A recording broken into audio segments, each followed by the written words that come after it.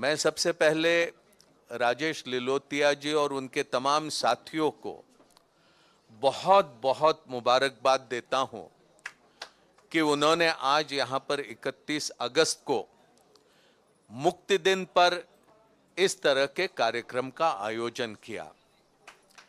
जब से राजेश लिलोतिया जी ने ये जिम्मेदारी संभाली, उन्होंने इस तरह के आयोजन का एक सिलसिला यहां पर शुरू रखा है। लंबे समय से मैं अखिल भारतीय कांग्रेस कमेटी में काम करते रहा हूं। मुझे याद नहीं कि इससे पहले घुमंतु, अर्ध घुमंतु और विमुक्त समाज के व्यक्तियों के प्रति इतने नजदीक से काम करने का पहले कभी प्रयास विभाग की ओर से हुआ होगा। नेहरू जी ने समाज को अपना हक दिलाने के लिए और संविधान में जो समान अधिकार सभी नागरिकों के लिए है, उसे वास्तविक रूप देने के लिए उन्होंने ये 1952 में कदम उठाया। लेकिन समाज में परंपरागत सदियों से जो बात चली आई और जिसे और अधिक मजबूती देने का काम अंग्रेजी हुकूमत ने किया था, दुर्भाग्यवश ये कहना पड़ता है कि आज उसका असर कानून खत्म होने के बावजूद हमारे समाज में बहुत बड़ी तादाद में नजर आता है। और इसीलिए ये तमाम चीजों पर लगातार कांग्रेस के भीतर काफी समय से चर्चा होते रही है। मल्लिकार्जुन खड़गे साहब, सोनिया गांधी जी, राहुल गांधी जी और तमाम कांग्रेस के नेता समय समय पर इन बातों पर विचार करते रहे कि आखिर एक समाज के तबके को हमने विमुक्त किया, डिनोटिफाई किया, लेकिन फिर भी ये कौन सी वजह है कि अगर देश में अगर सबसे गरीब, सबसे वंचित, सबसे पीड़ित, सबसे परेशान व्यक्तियों को अगर तलाशना है तो वो क्यों घुमंतु समाज से ही, वो क्यों अर्ध घुमंतु समाज से ही आते हैं? ऐसा क्यों होता है? स्वास्थ्य की सेवाओं में हो, शिक्षा की सेवाओं में हो, राशन कार्ड के मामले में हो, तमाम चीजों में ये समाज क्यों पीछे रहा है? ये इन चीजों को लेकर कांग्रेस के भीतर समय समय पर चर्चा होते रही। कांग्रेस ने समाज के व्यक्तियों को महत्वपूर्ण जिम्मेदारियां सौंपी। अलका लांबा जी यहां पर बोलकर गई, उन्होंने वसंतराव नाइक साहब की यहां पर बात करी। 11 साल तक वसंतराव नाइक महाराष्ट्र के मुख्यमंत्री रहे। साल, 2 साल, 3, 4, 5 साल नहीं, 11 साल तक। यशवंतराव चव्हाण महाराष्ट्र के मुख्यमंत्री थे और यहां पर चीन ने जब आक्रमण किया तो यशवंतराव चव्हाण वहां बंबई से चले और यह कहकर चले कि सह्याद्री अब हिमालय की रक्षा के लिए निकल पड़ी है। ऐसे समय जब यशवंतराव चव्हाण ने महाराष्ट्र छोड़ा तो वसंतराव नाइक ने, जो घुमंतु समाज से थे, उन्होंने महाराष्ट्र की बागडोर संभाली। और कैसे संभाली? आज भी महाराष्ट्र में वसंतराव नाइक का नाम लिया जाता कि इंदिरा जी के साथ साथ महाराष्ट्र में हरित क्रांति के जनक के नाते अगर किसी को देखा जाता है तो वो वसंतराव नाइक को देखा जाता है। इतना ही नहीं, महाराष्ट्र औद्योगिक क्षेत्र में सबसे विकसित पूरे मुल्क में माना जाता है और महाराष्ट्र में औद्योगिक तरक्की के लिए अगर किसी को श्रेय जाना है तो वो वसंतराव नाइक को जाना है।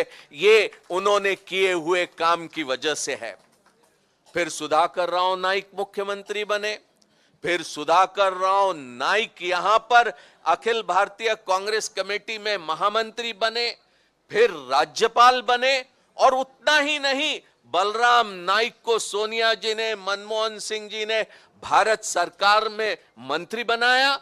कई सांसद, कई विधायक, यहां राजेश राठौड़ और तमाम उनके पिता धोंडीराम राठौड़, वहां कर्नाटक में प्रकाश राठौड़, ऐसे तमाम लोगों को समय समय पर मौका देने का काम हुआ।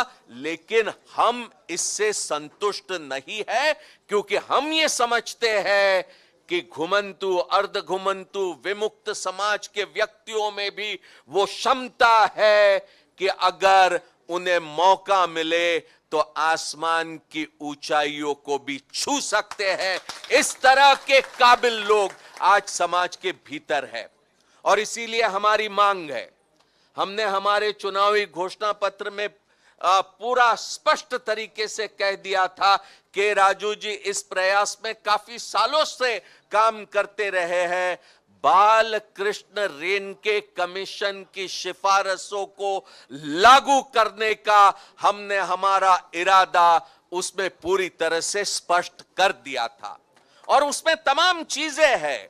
उसमें ये सारी चीजें कि कहीं पर ओबीसी, कहीं पर ट्राइबल, कहीं पर शेड्यूल कास्ट, कहीं पर और दूसरे जनरल कैटेगरी में जो ये समाज के लोग बिखरे पड़े हैं, उनको एक साथ एक श्रेणी में कैसे लाया जा सकता है। स्वास्थ्य की सेवाएं, उनके शिक्षा की सेवाएं, उनके घरों की सेवाएं, उनके राशन की सेवाएं, उनकी तमाम ये चीजों को कैसे हल किया जा सकता, कैसा उनके लिए आर्थिक विकास निगम बनाया जा सकता है, कैसे उनके लिए आबादी के अनुपात में बजट में पैसा रखा जा सकता है।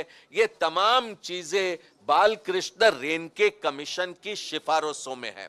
मैं तमाम चीजों में नहीं जाऊंगा, लेकिन आज ये मुक्ति दिन के अवसर पर जो चीज यहां पर राजेश लिलोतिया जी ने उठाया कि आदतन आपराधिक अधिनियम, ये आज इस तरह आगे और नहीं चल सकता है, उसे समाप्त करने की आवश्यकता है, और उस पर हम पूरी तरह से काम करने का इरादा यहां पर आपके सामने रखते हैं। इतना ही नहीं, हमारी ये जो मांगे यहां पर हमने अभी रखी है, उसमें एक मांग ये भी है, ये बहुत बड़ी मांग नहीं है, लेकिन इसके लिए दिल लगता है, और अगर दिल होगा प्रधानमंत्री के पास तो छोटी सी मांग है कि भारत के सांसदों को, उनको जो 5-5 करोड़ का फंड दिया जाता है, जिसके तहत दलित आदिवासियों पर एक निश्चित प्रमाण में खर्च करने के निर्देश रखे हैं, उसमें क्या ये भी निर्देश दिए जा सकते हैं कि घुमंतु, अर्धघुमंतु, विमुक्त जाति पर भी एक विशिष्ट परसेंटेज में इस निधि से खर्च किया जाए? क्या भारत सरकार में तमाम विभाग बने हुए हैं, क्या ये समाज के व्यक्तियों के तरक्की के लिए जो विकास के मापदंडों पर सबसे निचले पायदान पर है, उनके लिए क्या अलग से विभाग नहीं बन सकता? क्या उसकी आवश्यकता नहीं है? क्या इसके लिए बहुत कुछ करने की जरूरत है? मैं नहीं समझता हूं। अगर प्रधानमंत्री चाहे तो ये पल दो पल का काम है, इसमें अधिक समय नहीं लगेगा। लेकिन हमारी जो मांग है, जिसे राहुल गांधी जी ने पूरे मुल्क में जा जाकर लोगों के सामने रखा, कि अगर हम न्याय के मामलों को सही मायने में अगर अमल में लाना चाहते हैं, तो पहले ये तो देख लिया जाए कि कौन कितना है, कैसा है, किस तरह से रहता है, उसकी पूरी तहकीकात तो करे, उसको किस दवा की जरूरत है, उसे क्या किस तरह से उसके लिए उपाय बनाने की आवश्यकता है। अगर ऐसा सब कुछ करना है तो जाति निहाय जनगणना करना बहुत जरूरी है। आज हम नहीं जानते हैं कि घुमंतु अर्धघुमंतु कितने हैं। कोई कहेगा करोड़, कोई 10 करोड़, कोई 15 करोड़, कोई 20, कोई 25, कोई 50 कहेगा, लेकिन हम नहीं जानते, क्योंकि जब जनगणना होती है उसमें सिर्फ दलित आदिवासियों का ही पूछा जाता है, अन्य दूसरी जातियों का पूछा नहीं जाता। हम समझते हैं पहले जान तो ले कि स्थिति क्या है और समझ ले, और फिर दवा दारू क्या करना है उसका फिर बंदोबस्त किया जा सकता है। और ये मांग हमारी रहेगी। और राहुल गांधी जी कहते रहते हैं कोई लाख कोशिश कर लेगा तो भी जाति निहाय जनगणना को अब भारत में कोई रोक नहीं सकता। कांग्रेस की पूरी ताकत और इस मुल्क की पूरी ताकत इस मांग के पीछे पूरे मुस्तैदी के साथ खड़ी रहेंगी। और अधिक समय नहीं लूंगा, लेकिन फिर एक बार कहूंगा, राजेश लिलोतिया दिल और दिमाग से पूरी श्रद्धा के साथ समाज के तमाम लोगों के लिए और खास करके उन लोगों के लिए जिनके आंखों में आंसू है, दिख नहीं रहे होंगे लेकिन दिल में दर्द छिपा है, ऐसे लोगों के आंसू पोंछने का काम, ऐसे लोगों का ढाढ़स बनाने का काम जितने मुस्तैदी के साथ कर रहे हैं, मुझे पूरा भरोसा है कि गांधी, नेहरू, सरदार पटेल और बाबा साहब अंबेडकर को मूर्त रूप से लागू करने के लिए इन्होंने जो प्रयास किए हैं उसके पीछे आपकी ताकत पूरी तरह से खड़ी रख दो तो 4 चांद हम लगाने में कामयाब होंगे। इन्हीं शब्दों के साथ आप सभी इसमें शामिल हुए, उसके लिए आप सबको बहुत बहुत धन्यवाद। ये जो डीएनटीए, ये मैं आपको बताऊं, इनको बांट दिया गया है, लेकिन आप लोग सही मायनों में इस देश के मूल निवासी हैं। क्या हैं? कौन बोलता है वाली बात? राहुल गांधी जी। राहुल गांधी जी बोलते हैं ना, मूल निवासी का मतलब मालूम है क्या होता है? जो इस देश का असली मालिक है। ये देश आप लोगों का है, ठीक है?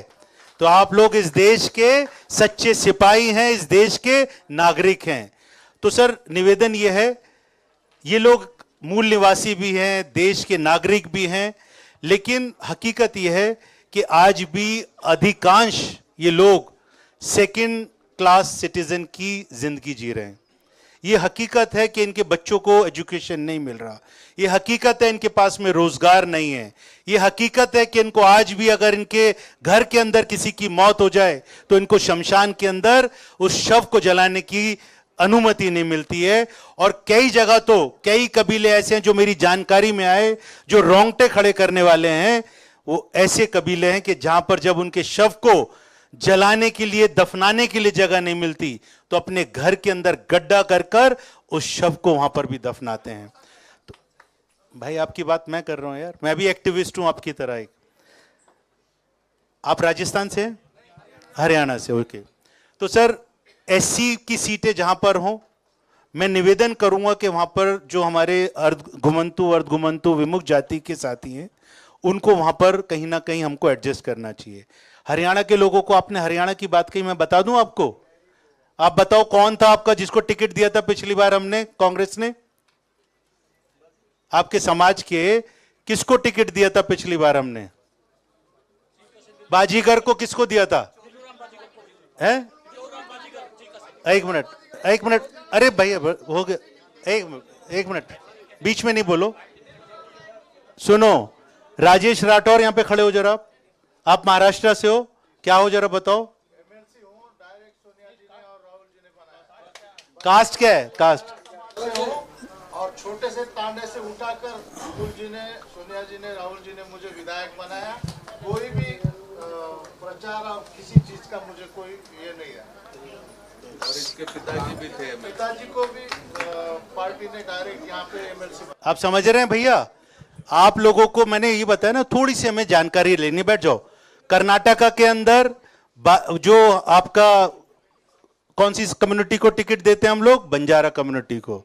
तेलंगाना में आप लोगों के समाज को टिकटें देते हैं, एमएलए हैं आप लोगों के, उन लोगों की लिस्ट निकालो। सुरेश माला जी एक लिस्ट बनाइए, आप नेशनल कोऑर्डिनेटर हैं। मैं मेंबर ऑफ पार्लियामेंट भी है। मोहम्मद सदीक पंजाब से, वो इस बोर्ड के हमारे एडवाइजर भी हैं जो टास्क फोर्स है। धर्मसोत हमारा मिनिस्टर रहे पंजाब से। और पंजाब के अंदर तो कांग्रेस पार्टी की वजह से आपको 2% डीएनटी को अलग से रिजर्वेशन मिलता था। जो अभी वहां पे सरकार है ना आम आदमी पार्टी की, उन्होंने उसको खत्म कर दिया। और हमने टास्क फोर्स के हमारे साथियों ने पंजाब के अंदर मुख्यमंत्री के घर पे बैठ के पूरा घेराव किया, मांग की कि हमारे समाज के लोगों का जो ये 2% का हमारा रिजर्वेशन है वापस किया जाए। महाराष्ट्र के अंदर मुकुल जी वहां से आते हैं, 5.5% आप लोगों के समाज के लिए अलग रिजर्वेशन है। लेकिन अब हमारी मांग यहां तक सीमित नहीं है, हम इससे आगे राजनीति में भी अपना रिजर्वेशन चाहते हैं, हम नौकरियों में भी अपना रिजर्वेशन चाहते हैं। और आप लोगों के लिए मैं आपको बताऊं, सोनिया गांधी जी हमेशा बहुत चिंतित रहती हैं। एक छोटा सा किस्सा बताऊंगा, मुकुल जी को याद आ जाएगा। सुनामी आई थी, आप सब लोगों को मालूम है? कहां आई थी? अंडमान निकोबार में भी आई थी। तो सोनिया गांधी जी ने मुकुल वासनिक जी के नेतृत्व में 5 लोगों का एक डेलीगेशन सुनामी भेजा कि वहां पर जाओ और वहां पर लोगों को जो भी मदद कांग्रेस पार्टी की तरफ से वो कर सकते हैं। उस 5 लोगों के डेलीगेशन में भी मुझे भी जाने का मौका मिला था, मेरा सौभाग्य था। तो वहां पर मुकुल जी अब बात करेंगे तो बताएंगे कि वहां पर एक आप लोगों की एक कम्युनिटी है जो वस्त्र नहीं पहनती है और वो किसी निकोबार टापू पे रहती है। सोनिया गांधी जी रोजाना मुकुल जी से बात करती थी कि मुझे बताओ वो जो लोग हैं जो उस कबीले के अंदर रहते हैं, उस टापू पे रहते हैं, उनको कोई नुकसान तो नहीं हुआ। तो मेरे को समझ में उस टाइम पे नहीं आया कि सोनिया गांधी जी एक छोटी सी कम्युनिटी जो वस्त्र भी नहीं पहनती है, जो शायद हमारी भाषा भी नहीं जानती है, उसके बारे में इतनी चिंतित क्यों है। तो मुझे तब पता चला कि जब उदयपुर चिंतन शिविर हुआ, हम लोग साथ बैठे हुए थे, वहां के मुख्यमंत्री अशोक गहलोत जी भी वहां पर थे। तो वहां पर अशोक गहलोत जी को मेरे निवेदन करने पर सोनिया गांधी जी ने निर्देश किया कि ये एक बोर्ड बनाया जाए डीएनटीज के लिए वहां पर राजस्थान में, और 100 करोड़ रुपया आप लोगों के लिए डेवलपमेंट के लिए दिया जाए। कितना? तालियां बजनी चाहिए। अभी रुक जाओ, अभी भाषण तो मिलते रहेंगे, आप लोग सब शिकायतें कर रहे हैं, मेरी भी बात सुनिए। सुनो, 6 अप्रैल राजस्थान के अंदर क्या होता है? के राजू जी यहां पर बैठे हैं, पंडित नेहरू जी, ये भी इतिहास है, आपको पता होना चाहिए। 6 अप्रैल 1952 के अंदर पंडित जी ने जो गाड़िया लोहार है, आप लोगों के समाज का है ना वो, है, सड़क के किनारे आपने देखा होगा, उन्होंने 5 कसमें खाई। चरपाई पे नहीं सोएंगे, माचिस से आग नहीं लगाएंगे, घर में रस्सी नहीं रखेंगे, और पक्की छत के नीचे। कितने लोगों को पता है वाली बात? और जिनको नहीं पता उनको ताली बजानी चाहिए ना मेरे लिए, कि मैं आपको एक जानकारी दे रहा हूं। सुनो, फिर उसके बाद में तो वो उन्होंने कहा कि हम कभी चित्तौड़ के किले पे नहीं जाएंगे, क्योंकि हम सेना में थे और हमारे सेना में रहते हुए महाराणा प्रताप अकबर से जंग हार गए, तो जंगलों में चले गए वो लोग। तो पंडित नेहरू जी ने आह्वान किया पूरे देश के अंदर, सारी बसें फ्री कर दो, सारी रेल फ्री कर दो, और तमाम जितने डीएनटी के लोग हैं, गाड़ियां लोहार रहे हैं, उनको चित्तौड़गढ़ मैं लेकर चलूंगा और वहां पर किले के ऊपर हम लोग तिरंगा फहराएंगे। के राजू जी, मैं और माननीय मुख्यमंत्री अशोक गहलोत जी और सारे कैबिनेट के मिनिस्टर्स, हम लोग हर साल वहां पर जाकर झंडा फहरा कर आते हैं। के राजू जी हमारे साथ गए वहां पर। जो आप लोगों का गाड़िया लोहार का एक कालूराम फौजी है, जानते हो फौजी को? कैसा आदमी है जैसे बताओ? तकड़ा। अगर आप हाथ मिलाओ तो आपको हिला देगा एकदम। उम्र कितनी है उसकी? 80। लेकिन 80 उम्र वाला इतना मजबूत है, मुकुल जी को बताना चाहता हूं कि अगर वो नौजवान का हाथ पकड़ ले तो उसको पूरा हिला दे। उसको हमने अपने इस टास्क फोर्स का एडवाइजर बनाया है, नेशनल का। बालकृष्ण रेनके जी को हमने एडवाइजर बनाया है। गणेश देवी जी को, जो आप लोगों के समाज के लिए उन्होंने बहुत बड़े स्कॉलर हैं, हाँ सुना नाम ना, वो एडवाइजर हैं।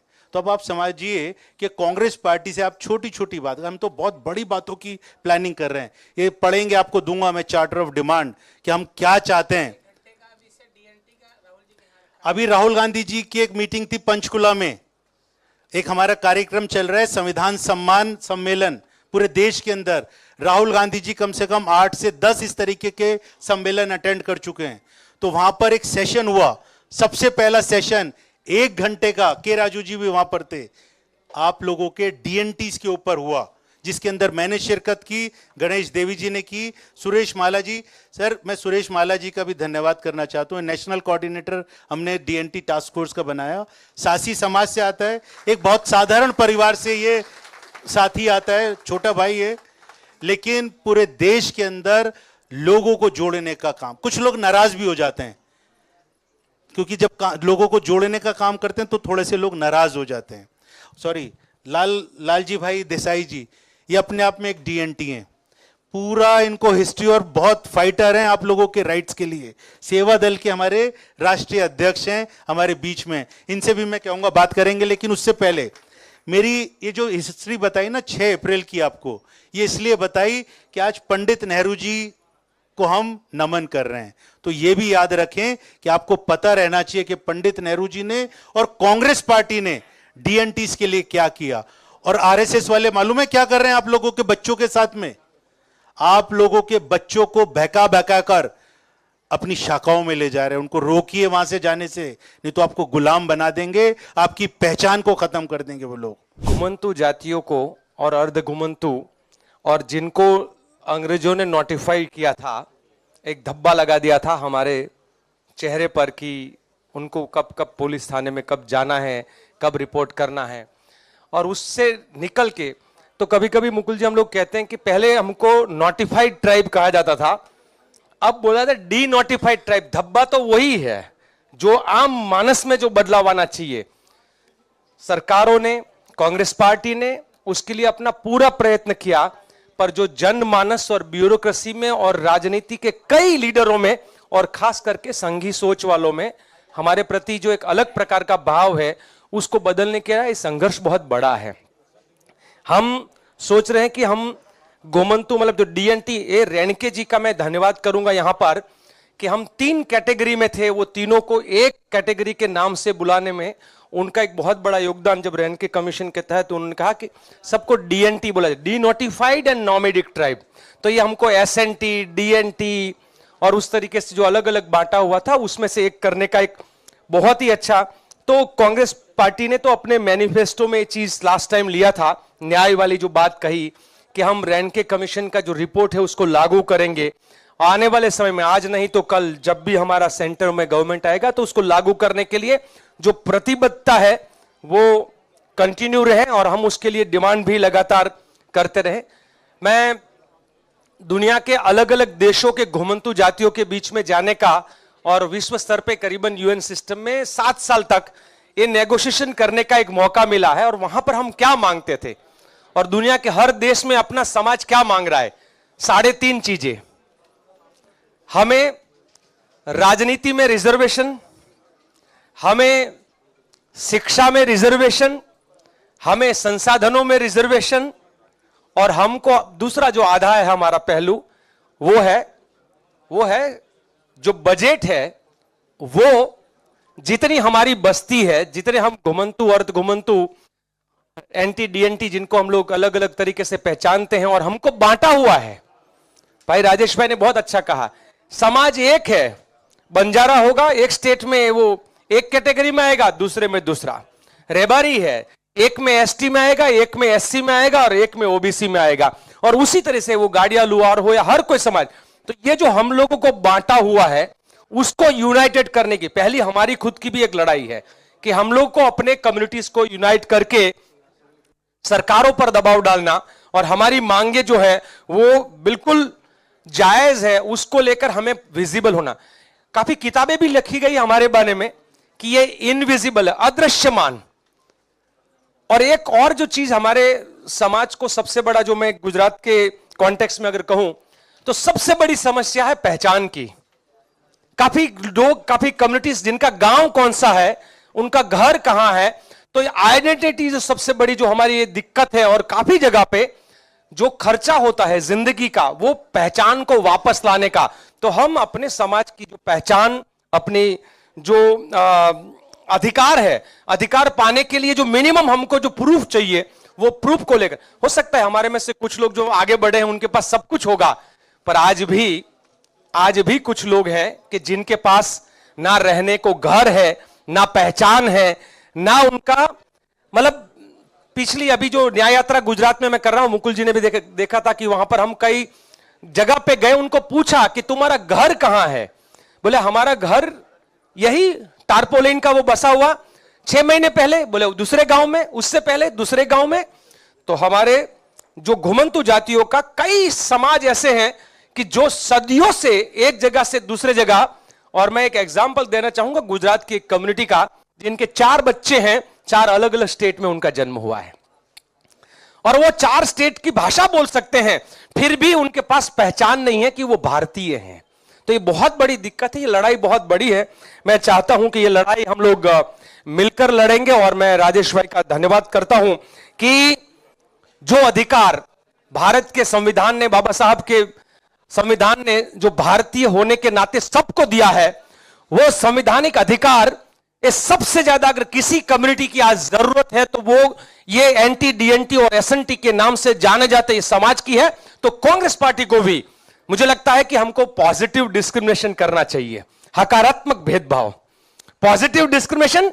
जो तगड़ा है उसको ज्यादा देने की जरूरत नहीं, जो दुबला है उसको ज्यादा देना चाहिए, तो जो समाज अधिकारों से वंचित है उसको ज्यादा देना चाहिए, और यही करेंगे, यही आशा और अपेक्षा के साथ आप सबका बहुत बहुत धन्यवाद यहां पर मौका दिया। सबसे पहले राजेश लिलोते जी को कंग्रेचुलेट करना चाहते, क्योंकि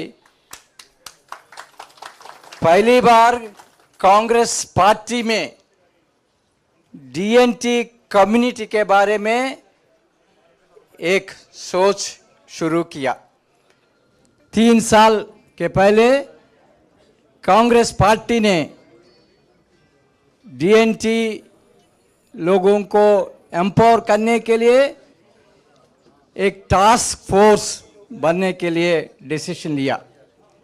इसलिए मैं राजेश लिलोते जी को धन्यवाद देना चाहता हूं, और राजेश जी ने डीएनटी इश्यूज पर बहुत अच्छी तरफ चिंतन करके कांग्रेस पार्टी का 2024 इलेक्शन मैनिफेस्टो में जो वादा किया, पहली बार कांग्रेस पार्टी का इलेक्शन मैनिफेस्टो में डीएनटी के बारे में स्पष्ट रूप से कांग्रेस पार्टी कुछ कमिटमेंट्स दिया।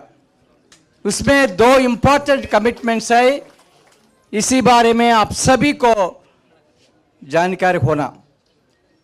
सबसे पहले रैंके कमीशन, जो कमीशन यूपीए गवर्नमेंट कॉन्स्टिट्यूट किया, डीएनटी का इश्यूज पर पूरा स्टडी करके रिकमेंडेशन देने के लिए कांग्रेस पार्टी का 2024 इलेक्शन मैनिफेस्टो में हम कमिट किया, रैंके कमीशन का हर एक रिकमेंडेशन कांग्रेस पार्टी फुलफिल करेंगे।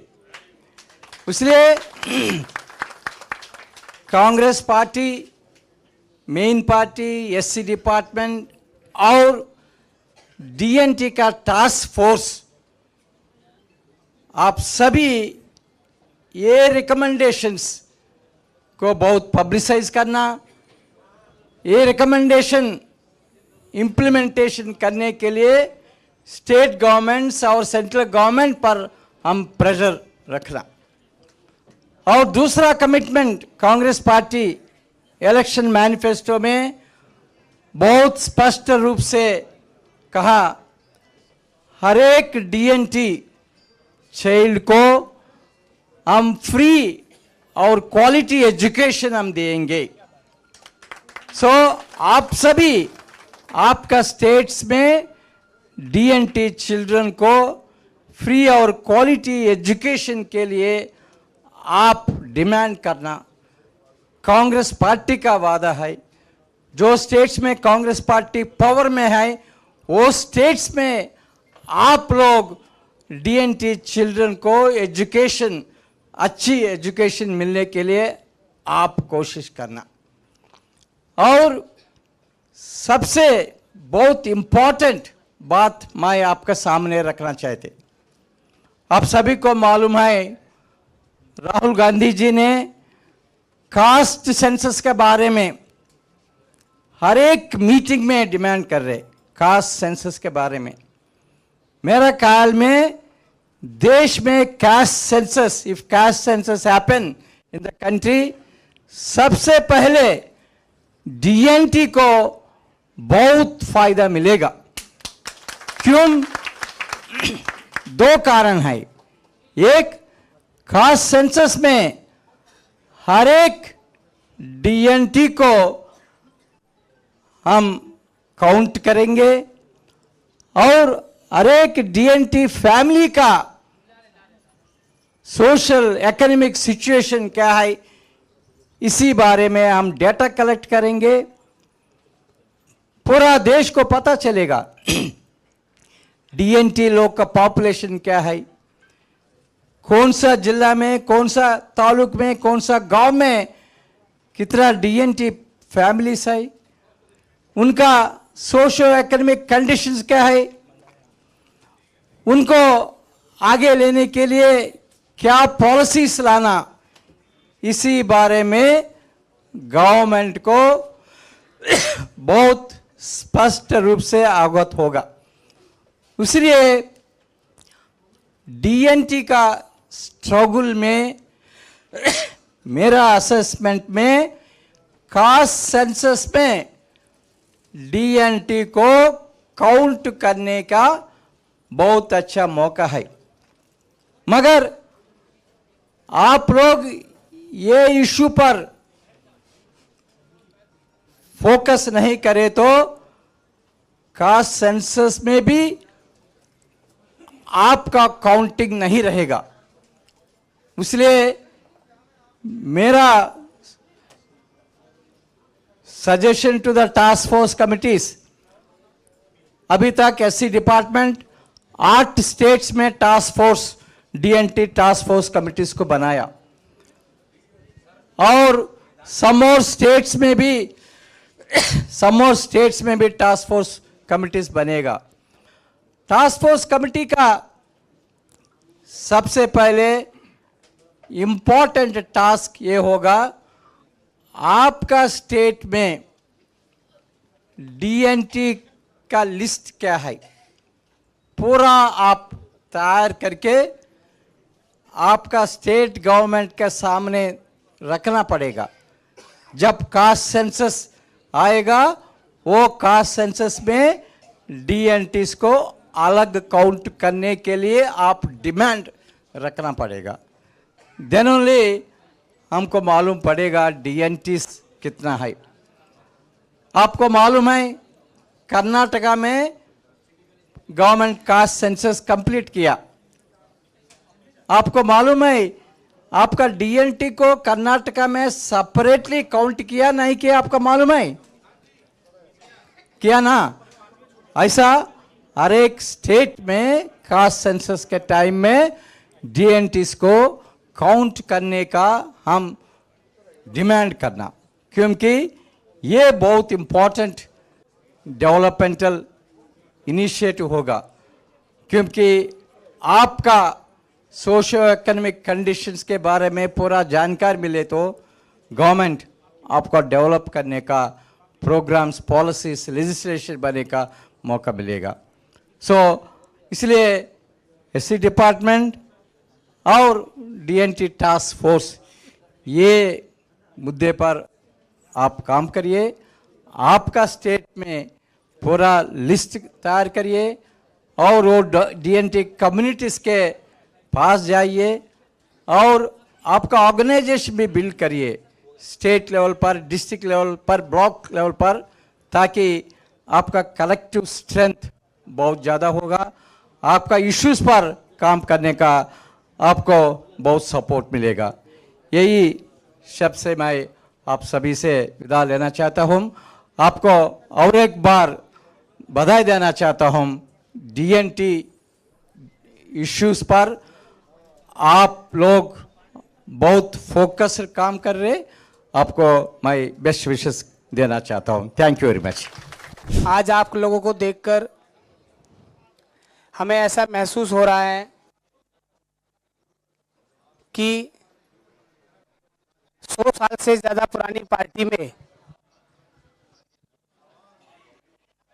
100 साल की ज्यादा पार्टी में डीएनटी टास्क फोर्स डिपार्टमेंट बनाकर हमें पार्टी से जोड़ने का काम किया।